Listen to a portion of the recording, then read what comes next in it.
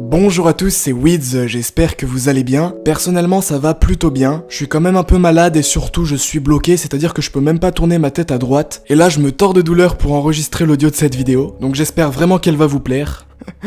Je vais faire gagner WWE 2K20, donc pour participer, restez bien tout le long de la vidéo. Cela va bientôt faire 1 an et demi que j'avais fait une vidéo sur le salaire des catcheurs, et avec le temps ils ont pas mal évolué. Certains catcheurs présents dans la liste ne sont tout simplement plus à la WWE, certains sont montés dans la compagnie et d'autres sont au contraire descendus. De plus, la WWE a de nouveaux contrats, enfin bref, beaucoup de nouveaux critères entrent en jeu. Je me disais donc que ça valait le coup de revoir ensemble les salaires des catcheurs à la WWE, mais pour l'année 2019 cette fois-ci. On ne prend en compte que leur revenu officiel, celui qui est accordé dans le contrat, et ainsi on ne considérera pas les revenus supplémentaires comme les ventes de merchandising, les bonus pour certains shows, etc. Ah oui, je précise quand même que Vince, Shane et Stephanie McMahon ou Triple H ne peuvent pas être dans le classement tout simplement car ils doivent leur salaire actuel au fait qu'ils ont des postes spéciaux à la WWE et qu'ils ne sont pas ou plus rémunérés en tant que catcheurs à proprement parler. Allez, on est parti avec la vidéo. Matt Hardy, 650 000 $. Bien que de plus en plus absent sur les rings, le plus vieux du duo des Hardy Boys arrive confortablement à dégager un salaire de 650 000 $. Il faut plus le voir comme une forme de retraite que peut percevoir Matt grâce à son passé dans la compagnie. Il est de plus en plus absent à cause de problèmes physiques l'empêchant de pouvoir lutter à plein temps. Sin Cara, 700 000 $. Et oui, cela va peut-être étonner certains de voir le luchador pourtant très peu présent sur les shows télévisés être au-dessus de Matt Hardy. Mais Sin Cara touche 700 000 $, ce qui est une somme très raisonnable et méritée si l'on combine son passé et sa place actuelle. Rusev, 800 000 $. La brute bulgare Rusev est payée 800 000 $. C'est une somme qui semble correcte en vue de la place qu'il incarne dans la fédération. Une augmentation de 200 000 $ grâce à son célèbre Rusev Day et une volonté de l'utiliser plus remarquée, d'ailleurs ça n'a pas manqué pour cette année 2019. Samoa Joe, 800 000 $. Rien n'a changé pour Samoa Joe, toujours sous contrat à la WWE. Il touche donc 800 000 $, même si ces dernières semaines on le voit de moins en moins sur les écrans. La Samoan Submission Machine a rejoint NXT en 2015, et depuis il continue son chemin au sein du main roster de la fédération. Big Show, 850 000 $. Quasiment absent durant toute cette année avec de rares apparitions, le Big Show tout comme Matt Hardy touche une forme de retraite. Il est donc payé 850 000 $ qu'il doit évidemment à son passé. Kane, 900 000 $. Le Big Red Monster Kane apparaît donc dans ce classement avec un salaire de 900 000 $. Il est très absent du fait qu'il est le maire du comté de Knox et la dernière fois qu'on l'a vu au moment où je fais cette vidéo, il s'est fait attaquer par The Fiend. Là aussi il touche une forme de retraite donnée par la WWE. Jinder Mahal, 900 000 $.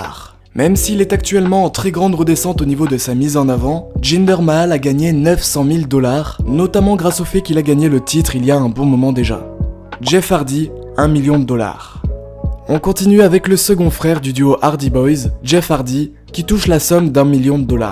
Rien à redire là-dessus, c'est un salaire complètement mérité pour le catcheur. Sheamus, 1 million $. On va maintenant parler du salaire du Celtic Warrior. Il est absent depuis le SmackDown d'après WrestleMania à cause d'une blessure, mais Sheamus gagne tout de même 1 million $, ce qui est tout à fait raisonnable. Bray Wyatt, 1 million $. Et oui, je sais que beaucoup l'attendaient et le voici. The Fiend Bray Wyatt touche seulement 1 million $. C'est vraiment pas énorme quand surtout vous allez le voir, d'autres catcheurs moins importants touchent plus. Bon, ce qu'il faut se dire aussi, c'est que la gimmick du Fiend de Bray Wyatt est toute nouvelle, il vient juste de remporter le titre de champion universel, ce qui est vraiment une bonne chose, et je pense qu'il aura dans le futur un salaire plus important. Dolph Ziggler, 1,5 million $. Et oui, le show-off se hisse haut dans ce classement avec 1 500 000 $ de revenus. C'est quelque chose qui n'a pas bougé depuis son dernier contrat qui le rémunérait à peu près pareil. Kevin Owens, 2 millions $. Le Canadien Kevin Owens touche un salaire de 2 millions $. C'est une belle somme et vu que Kevin Owens est l'un de mes catcheurs favoris, je suis très fier pour lui. Le francophone obtient donc une belle place au sein de la WWE. The Miz, 2,5 millions $. The Miz touche la somme de 2,5 millions $. Toujours présent à la WWE depuis 13 ans, il s'en sort très bien. En effet, il est l'un des catcheurs les mieux payés par la fédération et c'est assez compréhensible. The Undertaker, 2,5 millions $. Je trouve que cette année le Deadman a été bien plus présent que les ans passés, avec notamment sa rivalité assez critiquée face à Goldberg. L'Undertaker perçoit malgré tout une forme de retraite s'élevant à 2,5 millions $. C'est l'une des plus grosses légendes de la WWE et il semble logique qu'il touche encore plus que tous les précédents catcheurs listés. Seth Rollins, 3 millions de dollars. Et évidemment, l'un des plus gros visages actuels de la WWE touche une somme conséquente. 3 millions de dollars pour l'architecte qui a gagné à plusieurs reprises la ceinture de champion universel cette année. AJ Styles, 3,5 millions de dollars. Cela va peut-être surprendre certaines personnes de voir AJ Styles au-dessus de Rollins, mais quand on y réfléchit bien, si on prend en compte des facteurs extérieurs, cela semble logique. Styles a été la cover officielle de WWE 2K19, et visiblement cette année a été fructueuse pour le Phenomenal One, puisqu'il a gagné 3,5 millions de dollars. Randy Orton, 4,5 millions de dollars. The Viper est une icône majeure de la fédération. Avec son légendaire RKO, son passé et sa notoriété actuelle, Randy Orton a gagné 4,5 millions de dollars. Roman Reigns, 5 millions de dollars. Le Big Dog est considéré comme l'actuel catcheur numéro 1 de la compagnie. Il est le visage, l'image et le personnage qui doit représenter la WWE selon Vince. Il n'est donc pas surprenant qu'il soit le catcheur à plein temps le mieux payé avec ses 5 millions de dollars. John Cena, 8,5 millions de dollars. Le 16 fois champion du monde John Cena est véritablement l'un des catcheurs les plus connus de l'histoire. Même si ces derniers temps, il est à fond dans des tournages de films avec notamment celui de Fast and Furious 9 et Suicide Squad, il reçoit quand même 8,5 millions de dollars, ce qui est très impressionnant mais qui n'est pas le mieux payé. Et oui, car Brock Lesnar, 12 millions de dollars. The Beast est encore et toujours le catcheur le mieux payé à la WWE. 12 millions de dollars, mais on peut quand même noter une présence plus importante ces derniers temps qui justifie un peu mieux ce revenu.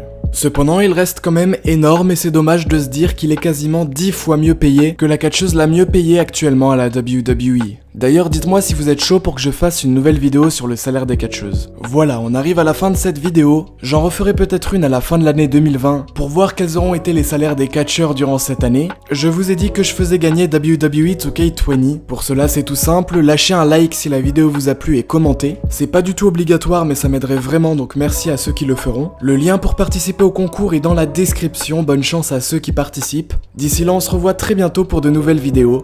C'était Weeds. Bye tout le monde.